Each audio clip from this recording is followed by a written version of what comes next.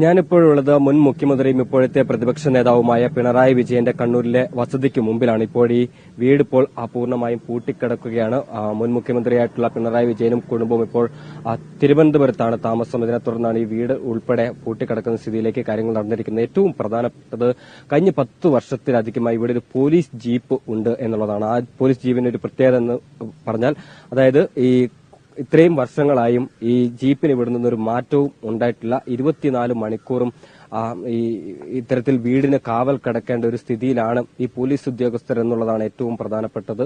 ഇത്തരത്തിൽ മുഖ്യമന്ത്രി ഉള്ളപ്പോഴും ഇല്ലാത്തപ്പോഴും പൂർണ്ണമായും കാവൽ കിടക്കേണ്ട ഒരു സ്ഥിതിയിലേക്ക് ഈ പോലീസ് ജീപ്പും 3 പോലീസ് ഉദ്യോഗസ്ഥരും മാറിയിരിക്കുന്നു. 2 സിവിൽ പോലീസ് ഉദ്യോഗസ്ഥർക്കും ഒരു എസ്ഐക്കുമാണ് ഇവിടെ മുഴുവൻ സമയ ഡ്യൂട്ടി ക്രമീകരിച്ചിരുന്നത്. ഇതിന്റെ ഭാഗമായി അവർക്ക് അടിസ്ഥാനപരമായി നിർവഹിക്കേണ്ട കാര്യങ്ങൾക്ക് പോലും വലിയ രീതിയിലുള്ള ബുദ്ധിമുട്ടുകൾ നേരിട്ടിരുന്നു എന്നാണ് ഈ ഘട്ടത്തിൽ പുറത്തുവരുന്ന ഏറ്റവും പ്രധാനപ്പെട്ട വിവരം. ഈ നേരത്തെ ഒരു വർക്കിംഗ് കണ്ടീഷനിൽ ഉണ്ടായിരുന്ന ഒരു വണ്ടിയാണിത്.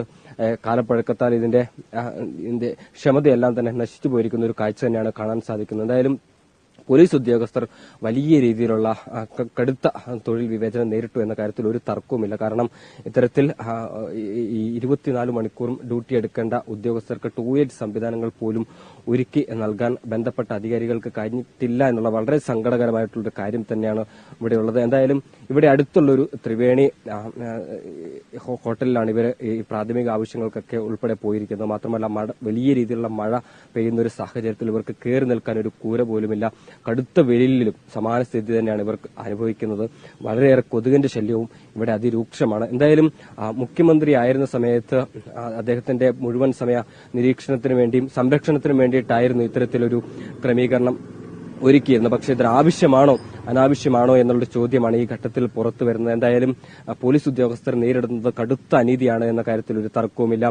ഈ പോലീസ് ജീപ്പ് ഉൾപ്പെടെ ഇവിടുന്ന് മാറ്റി പോലീസ് ഉദ്യോഗസ്ഥർക്ക് കൃത്യമായ ഒരു ക്രമീകരണം ഒരുക്കി നൽകണമെന്നൊരാവശ്യമാണ് ഈ ഘട്ടത്തിൽ പുറത്തു വരുന്നത്. എന്തായാലും 3 പോലീസ് ഉദ്യോഗസ്ഥർ വളരെ അധികം കാലമായി ഇത്തരത്തിൽ കടുത്ത തൊഴിൽ ചൂഷണത്തിന് ഇരയായി എന്നുള്ള കാര്യമാണ് ഇവിടെ നിന്ന് മനസ്സിലാക്കാൻ സാധിക്കുന്നത്. ക്യാമറാമാൻ മനോജ് പേരാമ്പ്രയ്ക്കൊപ്പം ജോസഫ് അഗസ്റ്റിൻ, അമൃത ന്യൂസ്, കണ്ണൂർ.